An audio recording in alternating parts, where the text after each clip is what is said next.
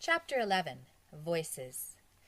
"My name is Mr. Gorf," said the man who stepped out of the closet. And surprising as it may seem, the children weren't afraid. It was his voice. His voice was full of comfort and wisdom, like an old leather chair in a dusty library. It didn't matter what he said. It felt good just to listen to him. He was a handsome man with neatly combed brown hair and clean fingernails. He carried a brown briefcase. Nobody even noticed that his nose had 3 nostrils. "Since I'm going to be your teacher for the next few months, let me tell you a bit about myself. I was born in the Himalayan mountains in a town called Kathmandu." "Kathmandu," said Terence. "Cool." Everyone laughed. They weren't laughing at Terence. There was just something about the name of that city and the way Terence said it. Terence's voice was like a rusty drainpipe. "Have you ever been married?" asked Allison. Allison's voice was like a cat walking across a piano. "No, I'm a bachelor," said Mr. Gorf. Allison smiled, greatly relieved. "Well, that's enough about me," said Mr. Gorf. "How about some of you telling me about yourselves?" "My name is Mac," said Mac without raising his hand. Mac's voice was like a freight train. "I built the biggest snowman you ever saw. Man, it was huge. I had to stand on a ladder to put the hat on his head.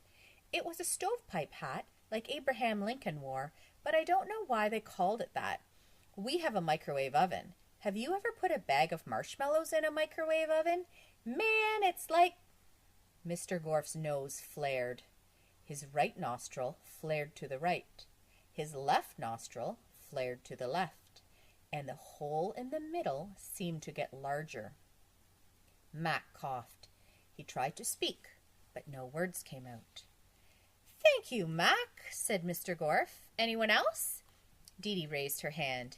"Yes, young lady," said Mr. Gorf. Dee Dee giggled. She liked the way he said young lady. "My name is Dee Dee," she said. Her voice was small but full of energy, like a super ball. "I like soccer and Ninja Turtles. My favorite—" Mr. Gorf's nose flared. Dee Dee lost her voice, too. "Who's next?" asked Mr. Gorf. "Yes, the girl in the polka dot shirt." "My name is Mauricia," said Mauricia. "I have 2 brothers and 1 sister." Mauricia's voice was like a pineapple milkshake. Mr. Gorf sucked it up through his nose. "Hey, what's going—" said Todd. Todd was silent. "Look at his nose!" shouted Eric Bacon. "It has—" Eric Bacon had nothing else to say. "Nobody say any—" Jenny tried to warn. Her voice disappeared up Mr. Gorf's nose. Soon the class was silent. Mr. Gorf's middle nostril had snorted all of their voices, except for Allison. She remained silent. She knew she'd only get 1 chance to speak, and she had to wait for just the right moment.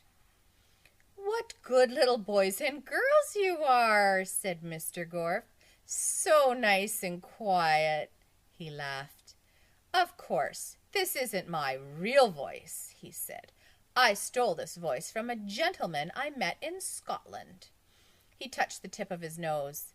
"This is my voice," he squawked. If a donkey could talk, and if the donkey had a sore throat, and if it spoke with a French accent, that was what Mr. Gorf's voice sounded like. But what he said next was even more horrible than his voice. "Mrs. Gorf was my mommy." The children sat frozen in their chairs, too scared to move. Suddenly there was a knock on the door. Mr. Gorf touched his nose. "Who is it?" he asked in the pleasant voice he stole from the Scottish gentleman. "Miss Mush," said Miss Mush from the other side of the door. "I just came up to say hello and welcome you to Wayside School." "That's very nice of you, Miss Mush," said Mr. Gorf, "but we're very busy right now. Maybe we can get together for tea and crumpets sometime." Miss Mush giggled. "That sounds lovely," she said. "By the way, Mr. Gorf, are you married?" "No, I'm single," said Mr. Gorf. So am I, said Miss Mush. Miss Mush, shouted Allison. Help! Mr. Gorf is taking... Mr. Gorf's nose flared. Did you say something, Allison? Asked Miss Mush. Mr. Gorf touched his nose. Then he spoke, this time using Allison's voice. Mr. Gorf is taking us on a field trip next week, but he might need help. Do you want to come with us? Maybe, said Miss Mush. Thank you, Allison. Oh, don't thank me, said Allison's voice. Thank Mr. Gorf. He's the best teacher in the whole world. I'm glad, said Miss Mush. He sounds very charming. And so do you, said Mr. Gorf, speaking like the gentleman from Scotland. He touched his nose. See you later, Miss Mush, said the voice of Eric Ovens. Take care, said Calvin's voice. Have a nice day, said Kathy's voice.